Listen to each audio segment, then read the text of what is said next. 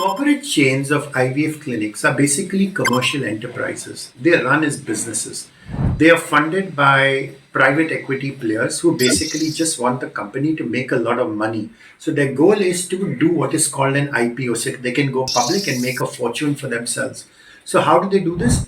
They do this by doing as many cycles as possible. Now, there are two ways of doing as many cycles as possible. One is to create as many centers all over the country. Hey, we've got 50 centers, we've got 100 centers, we've got 200 centers.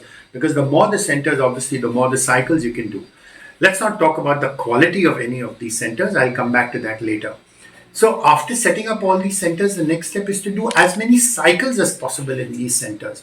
Why are we stopping at just 100,000 cycles in a year? Why can't we do 200,000 cycles? So how do you manage to do 200,000 cycles? By converting everyone who comes into your clinic as making them a patient who requires IVF. And how do you do that?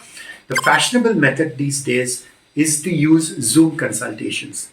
In the past, people would run free infertility camps, label everyone as being infertile by saying the semen sample was abnormal and convincing them that what they needed was IVF to have a baby. And it's very easy to fool patients. And the tragedy is it's still very easy, but it's done in a more sophisticated fashion. It's done through websites, it's done through Facebook ads where you offer a free Zoom consultation.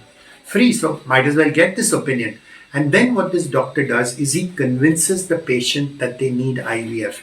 And again, as I said before, the entire point of the Zoom consultation is not to educate the patient, is not to provide the patient with reliable information, but to make sure that the patient comes to the clinic. And once the patient has come to the clinic, that patient has become a bakra. Because the doctor says, oh, these laboratory reports you've done in other clinics are not very reliable. You've got to repeat the lab test report in my clinic. And the moment I've done that, they know that they've got this patient because they're going to report that semen analysis as having teratozoospermia, and then they're going to be able to convert a completely healthy man into an infertile male who requires ICSI. It's become such a racket, and the tragedy is all the corporate chains of IVF clinics are doing this as standard operating procedure to increase their business.